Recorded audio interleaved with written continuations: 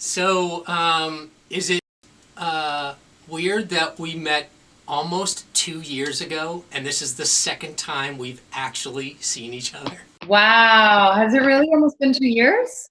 Scrolling back on our texts, and I got the farthest I got to, and then I got sidetracked, was January of 2019. But it was like a text that we were in the middle of a conversation. So I'm assuming maybe that previous 2018 December-ish or so. It must have been when you guys were doing something for Deal or No Deal. You're right. Let's see. I'm gonna scroll now as well. I'm curious to see. So our first chat was back January 12th, 2019.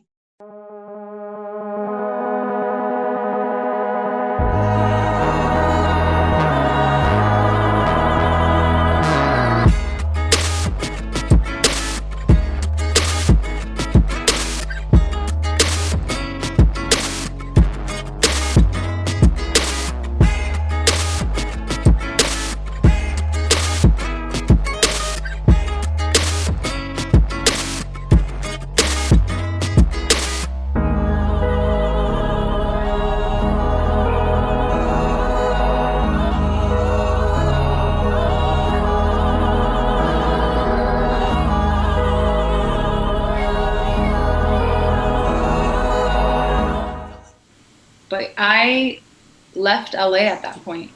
So I must have met, you know when I met you? Halloween. They were airing, I'm sorry, it was a It was. I holiday. feel like it was Christmas because we were at Cat. Well, not is it Cat? What's that place up on the top of behind Magic Castle? You're you're close. Yamashiro. Sheesh. Yes. Yes. But it was a holiday because they were showing like Beetlejuice or something on like a very classic Oh movie yeah. that had to do with whatever holiday it was. And I don't think it was Christmas because holidays, I feel like everyone would kind of be But out you and guys about. were doing something for Deal or No Deal. But we had recorded Deal or No Deal Right, but already. you did something. You were doing something that night, or like a. Oh, yes, we shot. Yes, you're right. We shot, it was a commercial for Thanksgiving and Halloween. So it was, I don't know, it was fall It was a long 2018. time ago. Can we agree on We that totally one? can.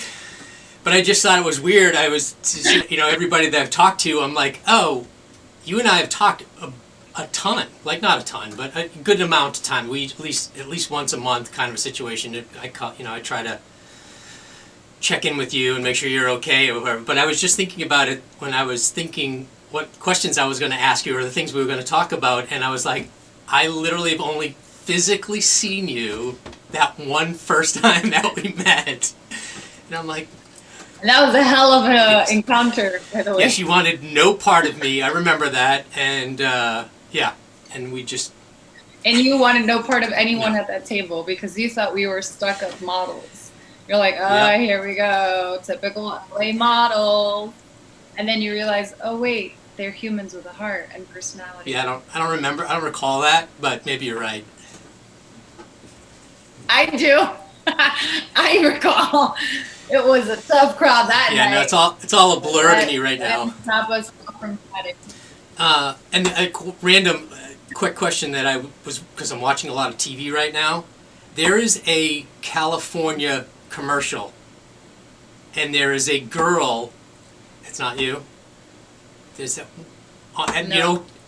You may be the second okay. person to say that to me. Were you on this? And I'm like, as much as I want to say I booked a California state commercial, I didn't. So kudos and shout out to that girl who did because she's clearly my doppelganger.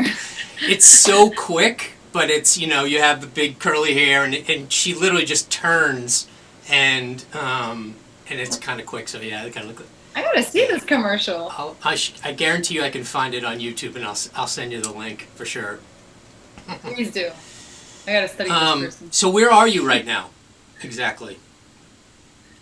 I am currently in my room in Medellin, Colombia, South America. Because when I say Colombia, people think I'm in Washington, Okay. Yeah. D.C., Colombia. Yeah. District District. Yeah. of Columbia. And I'm like, no, that's Columbia with a U. I'm with Columbia with an O. Two O's. And so how long you been out there for now, this time? Well, due to this quarantine situation, I've been here since the 13th of March. What are we in April? Okay, yeah. I got here the 13th of March and I was flying back home on the 19th and I obviously plans got canceled. My dad still lives in New York. I moved my mom here in October, so I fly between New York and Colombia, predominantly in Colombia. And do we want to talk to you about your mom? Is that part of you? Okay. Yeah, So let's whatever talk you about want. your mom has MS, correct? Oh, I'm sorry. No, my mom has Alzheimer's. I'm sorry. You're right. Alzheimer's. Yep. So my mom's diagnosis took about 2.5 years. So in the beginning, we didn't know what the hell was going on because her health declined within 30 days. I I always say when I tell the story, I flew the coop and my wings were clipped. I decided to move out and move to Vegas so then I could move to LA. And 30 days after moving to Vegas, I came back home to find complete chaos. And my mother, who I'm the baby of the family, and we were very close, um, not aware or have any idea of who I am. So I was distraught. And for about 2.5 years, we didn't know what was happening. All her tests came back normal. Um, the way she acted didn't make sense. And it was just too fast of a decline. It doesn't usually happen in 30 days. You can have onset dementia or like um, have the gene, you know, like a predisposition gene, but we didn't know that she did. Clearly she did, but I'm guessing me leaving the coop kind of just accelerated the process of what was already going to happen. She was only 64 when it happened. However, by using my social media platform to share, create awareness, or just like share my story with people, I've had other people come forward with stories about their mom getting sick at like 45 with Alzheimer's or dementia. And that blew me away because at the time I was already in my 20s. That person was just a teenager. So her and her sisters had to take care of her whole household when her mom was only 40 something with Alzheimer's. I was shocked. So that kind of helps me out though when I think, everything can always be worse. That's kind of my way to think about it. And it's sad to see someone's memory just decline. She went from just not knowing who we were to claiming she was being robbed. Someone had stole her money and jewelry to trying to leave the house because she didn't feel at home. So um, so let's talk about, so you were living in Vegas when I met you, No, or? so I moved to Vegas in 2014 so I can save money to move to LA to pursue my career in on-camera hosting, modeling as I did in New York and acting as well. I moved to LA in 2015. I was only in Vegas for about a year and change. Moved to LA. My mom's health declined within a month of me moving to Vegas. We just didn't know what was happening or how severe it was. And then after 2.5 years, that's when they diagnosed her. Then you flew back to New York. So I was actually bi-coastal between Vegas and New York. So every chance I got, like at least once a month, I would fly back home to just help assess the situation, um, help with appointments, just help out however I could because it was a lot on I had an older sister and it was a lot for my sister and my dad at the time because they really had no idea how to juggle it. I was just more hands-on like problem solving. They were still caught up in the problem versus looking for solutions or how to alleviate the situation. So then I went from Vegas to LA and then I was very bi-coastal. So every 2 weeks I was in New York. My roommate had it amazing. I'd be gone for like a month sometimes, or like I'd pop in and then grab a change of luggage, get back on a flight. For the first, like, I would say year and a half, I wasn't really in LA to settle in, which was the point of me moving out from my home. And then as time passed, I ended up booking Deal or No Deal, but I knew that I had to go back home. Like the situation was only getting worse. And then eventually my sister committed suicide. So it was just my dad and my mom and I was in LA. So I was like, I have to go. Deal or No Deal happened right when it was supposed to happen. And we shot July 2018. through August 2018. And by December 2018, it aired through 19. And by January, so while Deal or No Deal is airing, I'm now back in New York City, and I became a full-time caretaker. So I was completely hands-on with my mom. I wasn't modeling anymore, no more on-camera hosting. My agency has been very understanding about the situation. They didn't drop me for not being able to go to castings, which is what happens in the industry. If you're not able to go, then why would they represent you? But I've been with them for 9.5 years. Shout out to my agency. And they knew that if ever I had a chance to, Are you gonna shout out the name? well, sure, MMG. MMG in New York City, for those of you wondering. So they've been with me since the very beginning of my career, and they know the type of part I had. So I would literally take flights from LA to New York for castings. And they're like, you don't have to fly in. I'm like, well, it's a $5,000 hotel casting that's going to shoot in Singapore. It's worth the chance. You know, I don't mind, you know. And they knew about my mom, so they were like, if you're interested in the job and we can submit a tape, as some castings work with self tapes, we'll try to work that, you know, around you. So again, I'm very grateful, and shout out to my agency for that. They were awesome, very supportive of my situation. And yeah, I mean, that's pretty much it. Now I decided to move her back where she was from. I felt like it was better for her health, and we have a caretaker here. Tomorrow, I'm actually relieving her for the next 2 days. So today was a very hectic day. I apologize for the delays.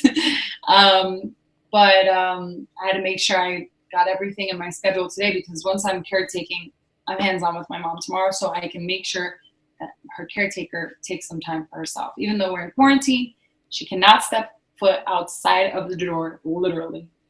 Like I told her, she's like, oh, I'm going to take a walk down the park. I said, if you go outside, you're not coming back inside. So, yeah, that's pretty much where we're at. So let's reverse just a little bit, because you skipped over a couple of steps. So after you had that amazing meeting of me and you packed your bags and fully closed out of California. No more apartment or anything. You moved back to New York to be a caretaker with your mom. And then so you're doing that. And what was the reason to take you from New York to Colombia? So I moved there January 2019, and by mid-January, my mom had a really bad fall, and at this point, she wears a diaper. She has to be supervised when she walks. Her food is all pureed because she can choke. She's having problems swallowing. But other than that, her health, she's a very healthy human being, considering the factors. So she doesn't take any medicine, and even back then. And then by February, she started choking on her food. And things got really serious. So by June, all her family lives in Colombia. And by June, I spoke to her family and I was like, hey, we're going to head over there in the summer once my dad finishes work for the year. So I'm thinking June, July, we'll go over there, spend some time so you guys could say goodbye to my mom, because the situation was only getting worse. She was falling. She had fractures on her face. So whenever I wasn't home, something would happen. She wasn't very easy to handle because they get very aggressive and upset, and it's hard to calm them down. You don't understand what they're feeling. I know how to, but my dad didn't. My dad's an elderly man as well. He doesn't get it. And he lost his best friend in a sense, you know? So how could he problem solve when he's still going through his emotions?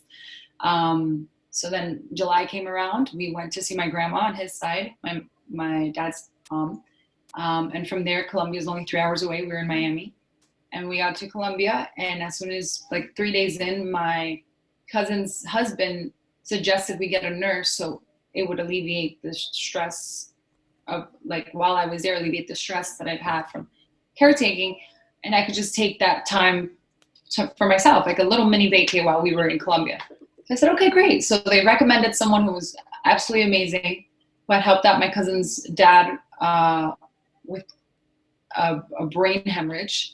They actually took his brain out, put it back in, and then he was completely kaput until this nurse came along, and now he's at 75% a functional human being. Like, he can dress by himself, eat by himself, put on cologne, walk. It's clear he has a problem, but when he was discharged from the hospital, he was not functional. So when I heard the story, I was like, wow, she sounds like a magical human being. Got to meet this woman. And within, I would say 10 minutes of meeting her, I completely let go of the reins of my responsibility as caretaker during my time there. I felt like I could fully trust her. And with my mom, I treat her like she's my child, as in not in a bad way, but in a caring, loving, I don't want to let anyone touch her or be around her and then she falls and they're not responsible. It's a big responsibility. We once had I'm sorry, I'm going to give you a small little story. We once had a caretaker in New York who used the bathroom, didn't leave it slightly open, and my mom walked out of the door, out of the building, and walked 3 blocks. She roamed aimlessly, completely unaware, not cognitive, and not coherent. So by the grace of God, she wasn't hit by a car. We have no idea how. And she lost my mom for 30 minutes until someone brought her home, recognized her and was like, what are you doing here? Walked her home. So after that story, I'm like, I can't trust anyone, not even someone who has a degree or certified to be a caretaker or nurse. Yet when I met her, I just felt at ease. And I was like, wow, she knows what she's doing. And within 3 days, there was a massive awakening with my mom's like spirit, personality, her face. She had a different like aura. It was everyone, all of my friends who I sent pictures of my mom in this way, everyone's like, oh my God, she looks so good. She looks better. She must know she's back home. This caretaker is wonderful. So by the second week, we were only supposed to be there by 2 weeks. And by the second week, my dad had to go back to New York for work. And I was like, you know what, I'm just going to stay here. I think we need to move here. And my dad was like, yeah, well, then, and my dad's never okay with being separate from my mom at all. And he's like, yeah, the nurse has done some amazing work. So I was like, oh, he's on board. And I was like, okay, so if I say we move here and he has to continue working because he wasn't retired yet, that means I'm moving to Colombia. I'm like, well, 3rd weekend, I start looking for apartments. 4th week, I go to see them. I come back to New York. I meet someone in Colombia who ended up being my angel. And he's now my boyfriend, amazing human being. And he proposed a solution to my problems and was like, hey, my aunt has a 3-bedroom apartment. She's a single woman. What are the chances of that? I mean, think about it. She has no reason to have a 3-bedroom apartment, but she does. Fully furnished. Right. And he told his mom and aunt my situation and how I was moving to Colombia, a country that I'm not connected to other than blood. But I'm American. I'm a New Yorker. I talk the talk. I say coffee. I say hot dog. But I'm a New Yorker, and I am in Colombia. So I'm still wrapping my head around it. So, and that's kind of how we got here. He told his family a story, and they were like, "Do you trust this girl?" He's like, "Absolutely." We only knew each other for a month at this point. And he calls me back, and he's like, "Hey, don't worry about furnishing apartments. Don't worry about looking for any more apartments." Because I was in New York, looking at apartments online, WhatsApping realtors, Colombian realtors with American phone number, which is literally a sign that says, "Take advantage of me. I'm a foreigner. I have money." You know, it screams that. So, and then he's like, we have your place. My aunt's ready to move out when you're ready. And I was like, I want to go there October 1st. He's like, okay. And no questions asked. She packed her things. We live in the apartment and we have a full-time caretaker. So what more can I ask for? I'm fortunate that in life I get to do this and that I'm in an industry where I have a flexible schedule. I'm not tied to a 9-to-5. I'm not corporate. So, you know, I always say the universe knows what's up and everything was divine timing. If I had a regular job, I couldn't do this. I would literally have to let go of my job and resign to my career. Thank God I don't have a 9-to-5 cubicle job. No offense to anyone.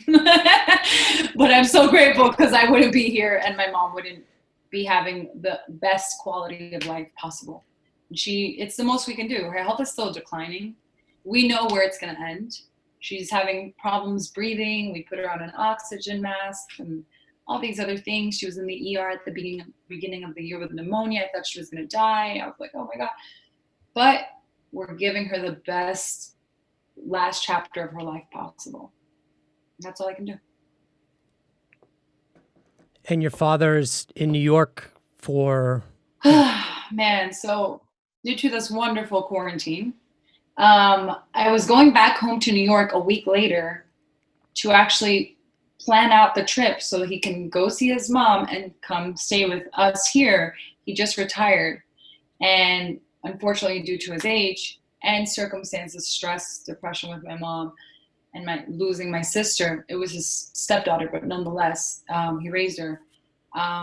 He's now showing signs of forgetfulness. So I had to handle his complete retirement. And I'm talking like he was just sitting there and I'm talking to people and they're looking at me like, why are you retiring? How are you retiring? You don't look old enough to retire. I'm like, he's retiring. I'm talking, he's retiring.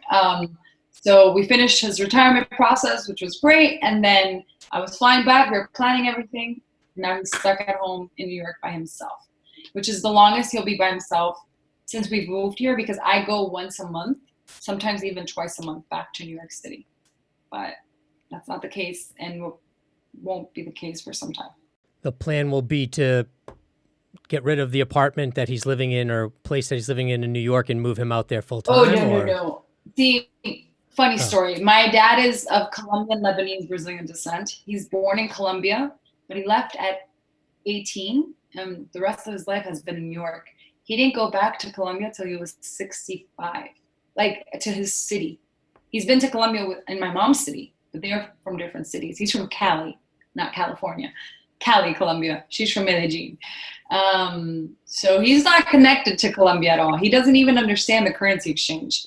So we're still in limbo. We don't know what's going to happen, but I know he misses my mom and he wants to be here when I want him to be here. So this is really tough on us because honestly, I don't know what's going to happen in 4 months with her health, and we are maybe at 1,200 coronavirus cases here, which isn't a lot, but we are a developing nation here. This is not, if New York City, to me, is the capital of the world, got hit so hard, and LA has been hit, and Seattle, and, it's just the US is so affected. It's scary to see from the outside. I'm seeing everything happening, and it's like a ticking time bomb. I don't know what's going to happen here, and I don't know what's going to happen there with my dad. He's by himself. So even if I send him delivery, the person delivering could be sick. So it's just, I had to tell myself just to take one day at a time.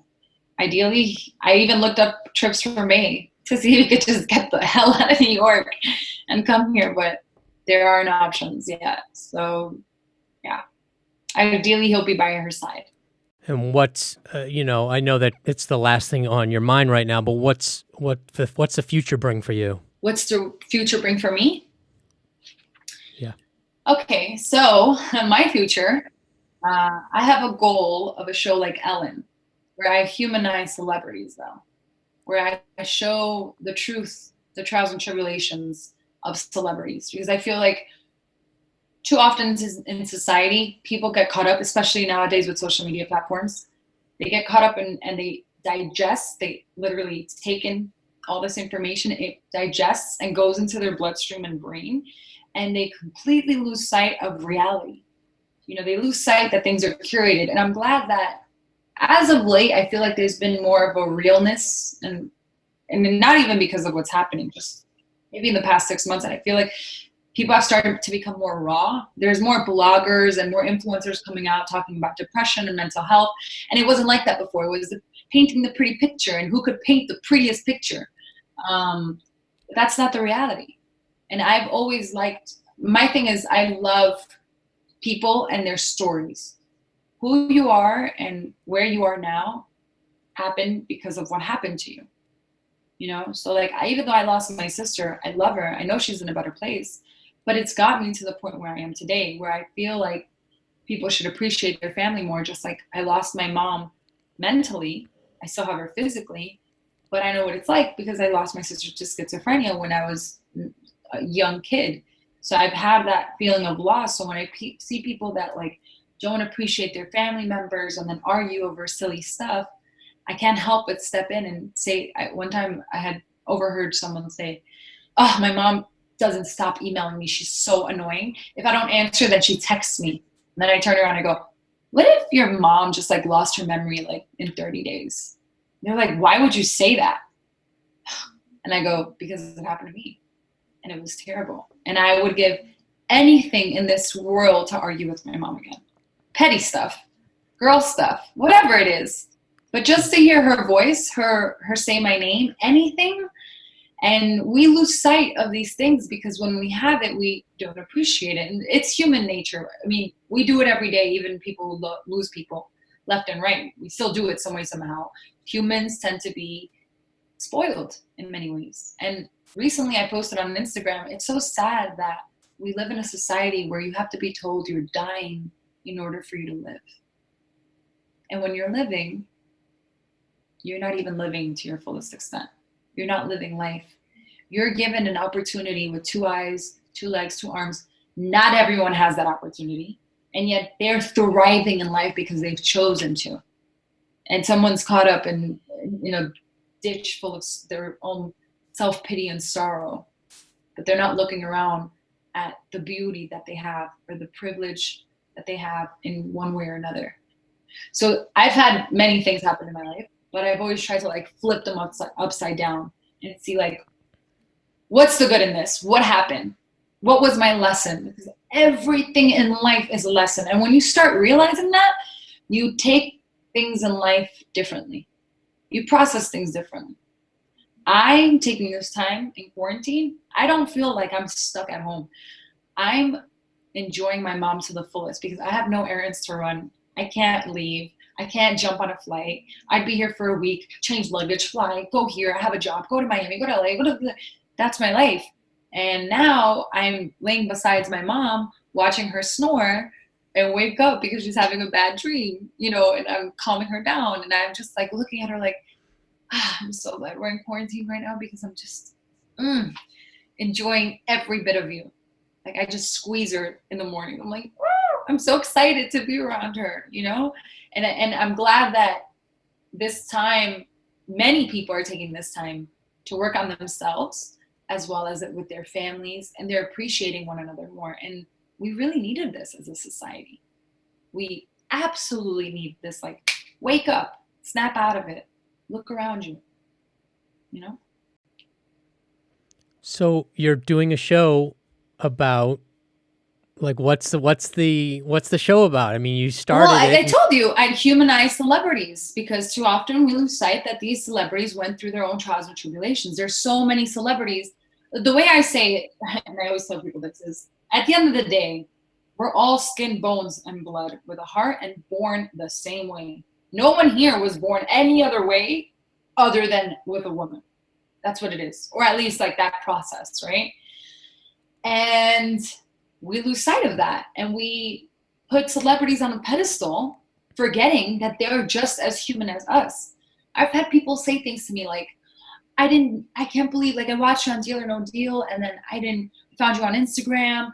Wow, you're so real. You're such a you're like a human. And I'm like, yeah, I'm Soraya Yd. I'm made of the same stuff you are, for the most part, and that hurts me, so I feel like it's very inspirational to hear when people have gone through trauma and terrible situations in their life, domestic violence, physical, psychological, emotional violence, or car accidents, or just anything, rape, and then they've made something out of themselves. They've taken that pain and done something with it. And it's great to inspire society in that way. And that's something that I'm planning. That's my goal. So. And how are you starting on that? What platform are you starting? Is this the YouTube channel that you're starting? No. For now, I'm focusing on just creating a platform where people feel connected. I love people that reach out to me. I have so many acquaintances, strangers, I don't know them. Some don't even have a picture on their default Instagram. I talk to everybody. Somebody be like, oh my God, your story inspired me to reach out to my mom. Those are my favorite. Inspired to reach out to my mom. I haven't talked to her in years. We fought over something and I started crying when I saw your videos.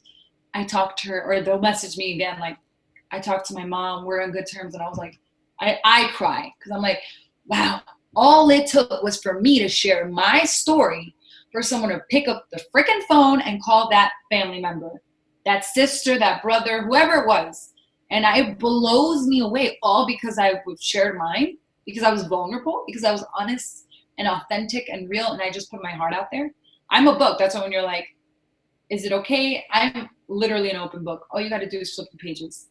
I am who I am. My story is who I am.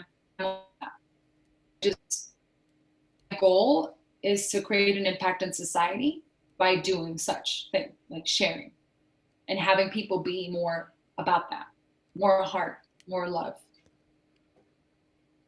So your platform started on Instagram. Instagram, yes. So then I decided to create a YouTube channel so I've documented in the past years when I was caretaking, especially last year, January, all through the summer, I was documenting every day, like making her meals, feeding her, carrying her to bed, changing her diaper. You don't see anything bad, but I'm like, have to go change her diaper, then change her clothes, and, running to the ER. She has stitches. Now we're at the doctor's appointment.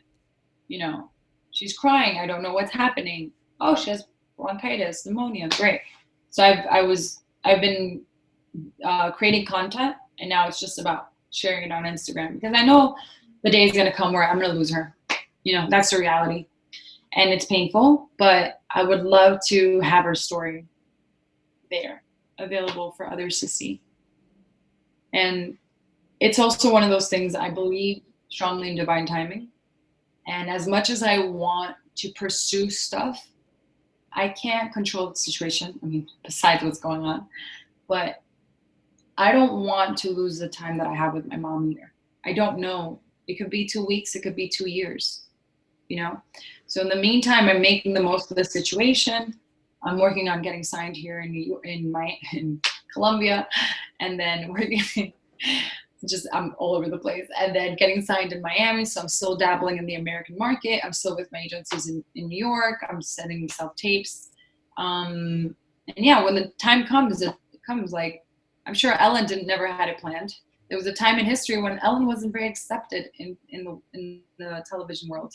It wasn't something, it was very like taboo-ish. And, there's not many Latino women that are ethnically ambiguous like myself in the industry right now. There's actually none on TV. If you look for me, you won't find me. So I'll be coming to a network near you soon. So I don't doubt it. So you start you're doing the Instagram, you're starting to do your YouTube. What's the platform that are you going to stay in Colombia and do your TV show there? You're going to go and do it in New York? I mean, No, it would definitely, like I said, in the American industry, there is not a me right now. So I don't have like a set date for this situation. I don't know how to tell you that I know that it's happening. Like, it's in me. I'm going to make it happen one way or another. For the time being, my focus is my mom, but I've learned, and many people have actually had to teach me this, that I can't put myself on the back burner either, because you get lost in the situation, and then when they're no longer around, who are you? And I've had a lot of people give me that feedback, like, I lost my mom, grandfather, or family member to that ailment. I was their caretaker. I did everything you did, and I've completely burnt myself out. I lost my job. Others have lost their spouses or partners, and they had to start from zero. So they're like, my biggest feedback is, don't forget about yourself. So I'm recording content to then put it on my YouTube and continue the circle of life.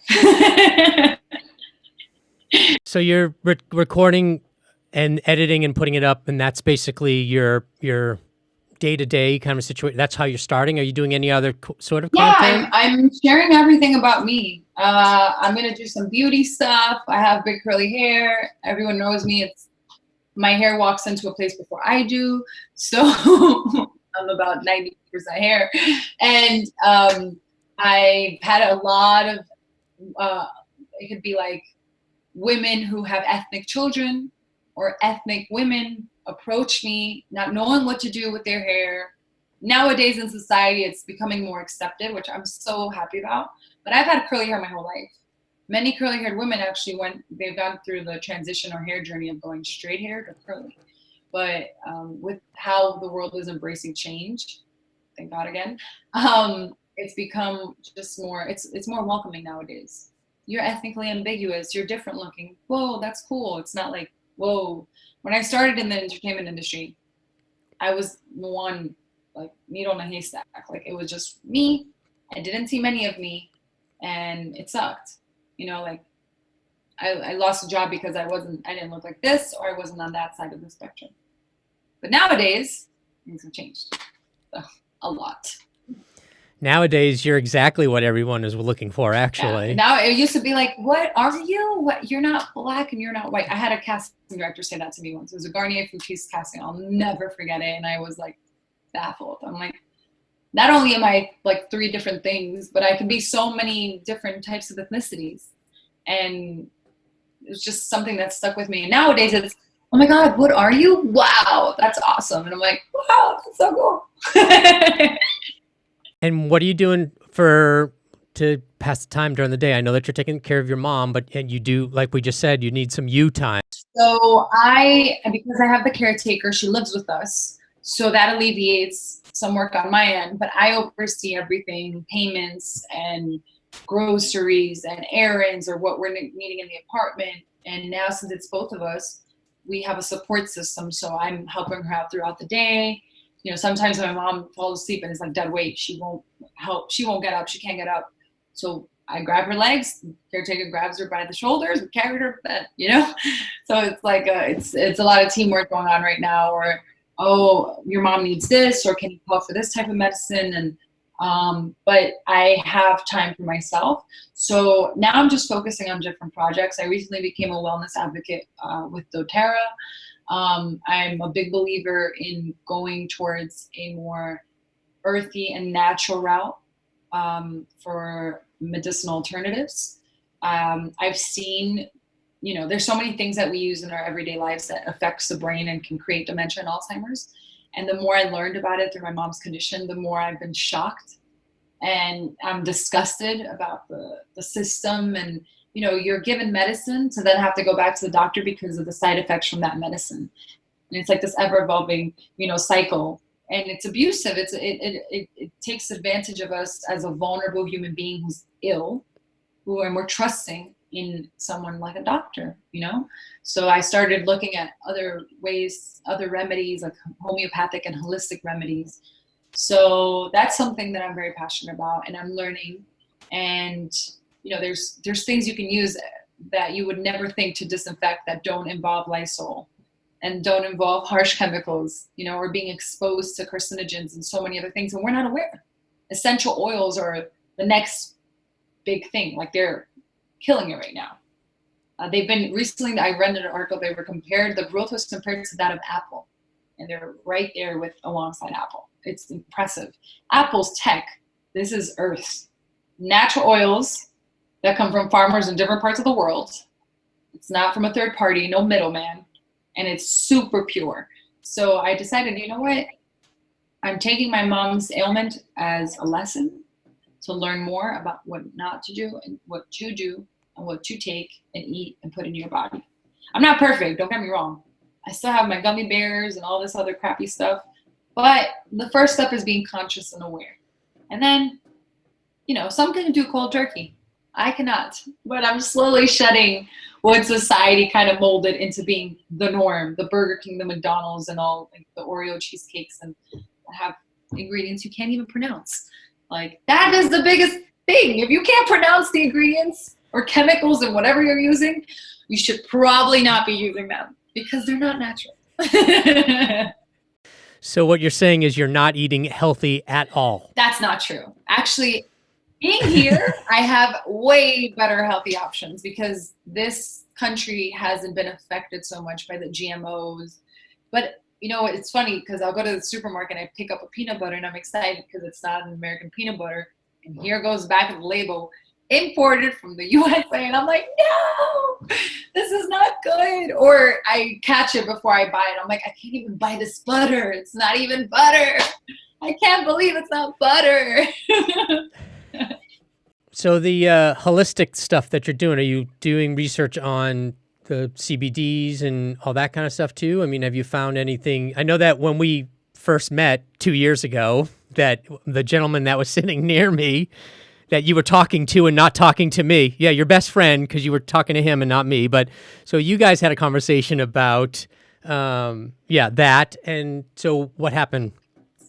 Yes. Yeah. So I've actually found that turmeric is absolutely phenomenal for the brain, for the body, for overall inflammation. Mixed with bioprene, which would be like black pepper, that helps for fast absorption. Reishi mushrooms are actually really good.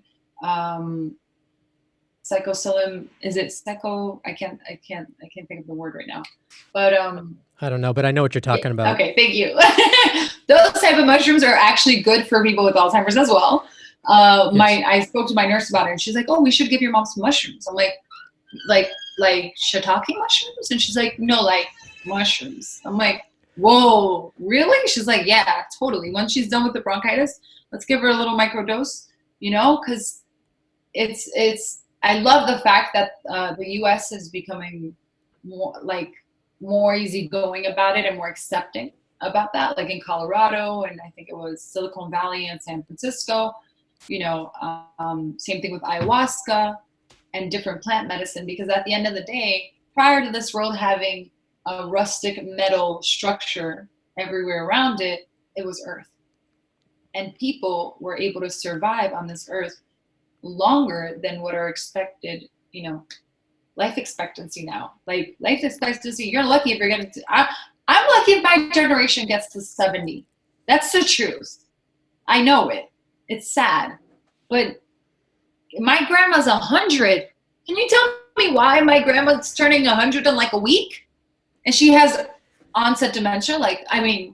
She's 100, and yet still she'll see me and says, You really like your hair that big? It's so puffy. Why don't you straighten it? So, and here she is. She existed during a time when the soil was rich in nutrients, where the cows weren't pump things, where the chickens were organic, good chickens. Fruits and vegetables were by the plenty and given in good amounts on their tables at dinner and lunch. That's not how things are anymore. We've cut so many corners to create these flavors and different things and please clients, like consumers, that we've ruined things for ourselves. So I've definitely decided to do more research and learn about different alternatives and not go towards the I need medicine route. I mean, look, sometimes you're going to have this crazy bacteria or virus and you're going to have to get like a Z-Pack. Luckily in Colombia, you don't need a prescription for a Z-Pack. In the States, you do. So if it comes down to that, you see a doctor, they just prescribe it to you, or they'll tell you just get a Z-Pack and it's right over the counter, regular stuff. Because out here, it's not an opiate type of culture. So it's just more relaxed when it comes to medicine. But yeah, I still think that homeopathic, holistic is the way to go. Essential oils. I'm even thinking about going towards an Ayurvedic lifestyle. I'm drawn to it. I think it's wonderful. When you're eating food as medicine, that's how it was back in the day. Food was respected. Food wasn't just yanked out of the crops in the fields and like abused or injected with things. Food was for nourishment, So yeah, I'm trying to get back to that. I need to experience my grandma's experiencing. She's 100. Not mega. There's mega dosing, but there's also microdosing. What was the thing that you said with the shrooms? Mm-hmm. Microdosing. I've been reading a lot about that, and it's definitely, when someone said, I'm going to do shrooms, you should do them, I'm like, yeah, no, that's not going to happen. Like, I need to be able to keep my sanity or whatever. I'm a control freak, so definitely me being on shrooms is not a good thing. But it's they put it in candy now or like chocolate or something, and so you can take it that way. I'm doing a little droplet of CBD every night at the end, right before I go to bed, which helps me sleep. It helps with the joints. It's psilocybin mushrooms, by the way. That's what it was. Okay. Not psycho. You just had to look it up. I had to. It was killing me. I was like, how do I not know this? And it's interesting you mentioned that, because in Ayurvedic The way to eat properly when it comes to the Ayurvedic lifestyle is that when you don't eat once the sun goes down. Right before the sun goes down, you have like a smoothie or something soft, like a soft soup.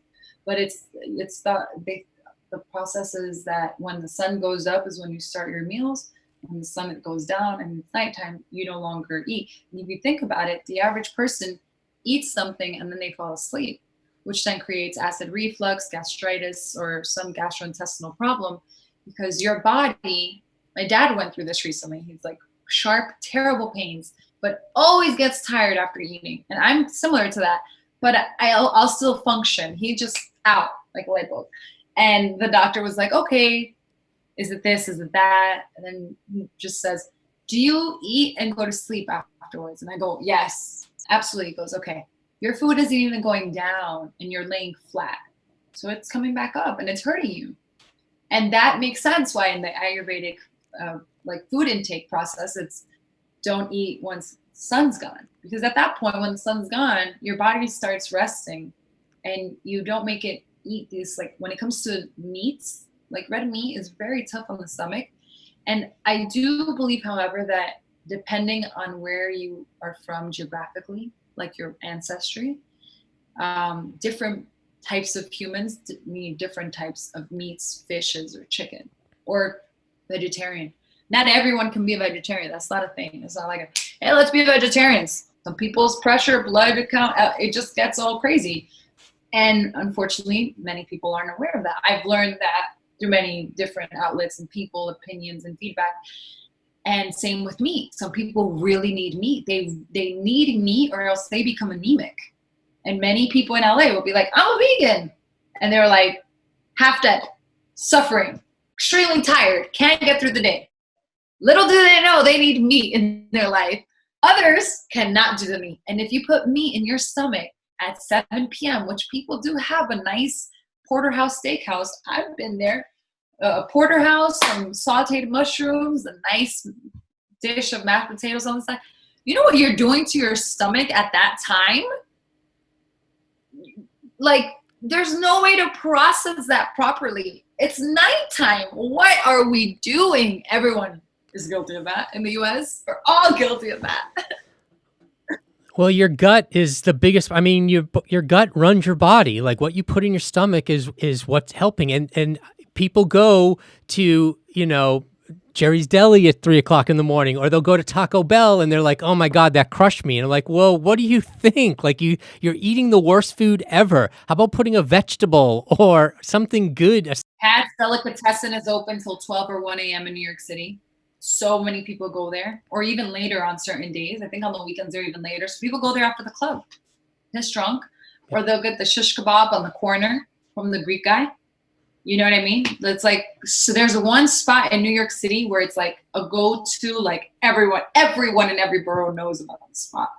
So the shish kebab guy, or the gyro falafel guy.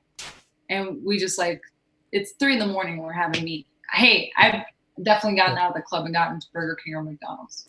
Guilty. Yeah, but also too, that's probably the best. If you're drunk, that's the 100%. I can count how many times I've been drunk with my hand, and I've definitely been force-fed at Burger King or McDonald's, and I've been very grateful in the morning when I'm not hungover for that greasy. I was in the club business for a long time, and watching these children feed their drunk friends water, and I'm like, what are you doing? Water is only going to make, any fluid is only going to make it worse. You need to go outside into the street and get the sausage cart, or go to just anything that'll suck it up. Basically, that's all you want. But I try to check out. I mean, No, you do, and you're.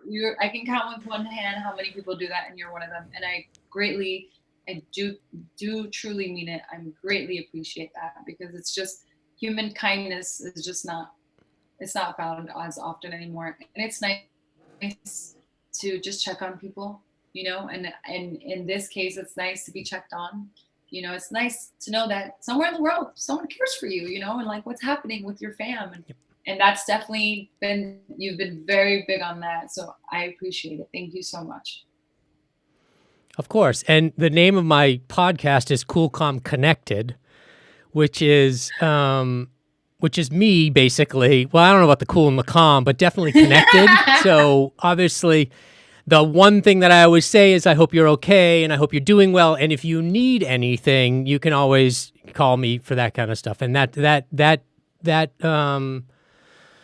what's the word I'm looking for? That was something I've always done for you, because although we only spent actual physical time of about 7 minutes that night, I felt very close to you, and we've become very. It was very interesting because you were actually one of the most closed off people I've ever met in my life.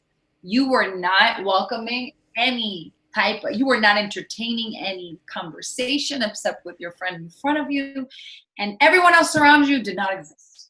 And I was like, oh, this person's interesting. Let's break him down. And I got you in the end. I broke you. And you even apologized. You're like, sorry, I was being a brat the other day. I was like, it's okay. I know what you thought. You thought, look at these annoying freaking girls. You literally just like exuded that energy. It wasn't like an assumption. You made it so clear. And for me, I love that challenge, because I'm here to change perspectives. Like, what you think, it's no. I'm pretty sure that I told you that I owned a gas station, actually. Yeah, and I kept on with the conversation. I'm like, I know you don't, but if that's what you want to say, I'm totally cool with that. I'm just here to make you speak, because I don't let people like slide with like, yeah. Very rare do I find humans that closed off, and you were like a vault in Capitol Hill. My goodness. Well, my introduction to you was my friend who invited your friend said, I've got, basically the terminology was, I have a bunch of deal or no deal girls coming to meet us for dinner. And the first thing I was like, are you kidding me right now? Like these no. And actually all three girls, you and the other two girls that were there were all amazing. Like, and Deal or No Deal did a great job about that, by the way. They casted 22,000 women in the US, and they chose 28 of us. And it wasn't just 28 we're models, it's 28 we're women with hearts, morals, ethics, and a voice and personality. Like, every one of us we're different, but we all have something to say. And I was humbled, and it was a privilege to be part of such an amazing cast, and to even be casted in such a way. I was like that, it's easy to just grab a girl who's pretty, let her stand there and hold a briefcase. But it's not easy to have a girl who's pretty and have a personality or have something to say, who has depth. And we as women, we need that. That inspires other women. I'm all about the women empowerment, for sure. I know, you better. All my TV projects are all women empowerment, women directors, women leads, women writer. Like that's just been something that, as far as me talking to women, that's not something that I'll do, but I'll empower you all that I can from behind the scenes. That's basically my thing. Appreciate it on this end. Okay. Thank you, Rob. Oh, is there anything else that you want to speak about or pitch? Or at the end of the day, we just need to be just more kind and loving to one another. If you see someone fall, help them out. Like, it doesn't take much. But we all came from different families. Some are completely disconnected to their families, but we're humans at the end of the day. You know what I mean? It doesn't hurt to show a little love. So check on your friends you haven't spoken to. This is the perfect time to reestablish relationships with someone that you haven't spoken to for X, Y, Z, because the situation is real. And the way I think about it is, you know what? Even prior to this, I've always thought I would hate to lose that person, or for me to go on to the next chapter of my life, not living, and never have spoken to that person again or expressing whatever I felt. That's why I like to say I live life without regrets. I'm going to end on that, because that was probably the most perfect thing that anyone could ever say. I'm going to get it right here. And I appreciate what small friendship relationship we have. And I, again, like I started to say, I'm always here for you. You can always, we may not be as close as other people in your life, but I definitely, if there's anything that you ever need, I'm always here for you, and we'll continue to be here forever. You're gonna make me cry. We went from laughing and we hit a roller coaster of emotions. Now you're gonna make me cry. So stop it, Rob. I'm sorry. Thank you so much. I really appreciate it. It means a lot to me. I always tell you, thank you very much. Thank you. That's it. I'm going to let you go. Guys, make sure to check out my Instagram at Soraya Yd, my YouTube, Soraya Yd. Don't have a Twitter account. And yeah, holler at me. Send me a DM. Let's chat. Strangers, let's be friends, right? Let's be. Me and Rob do it, so. Bye, guys. Love each other a little more. Bye-bye.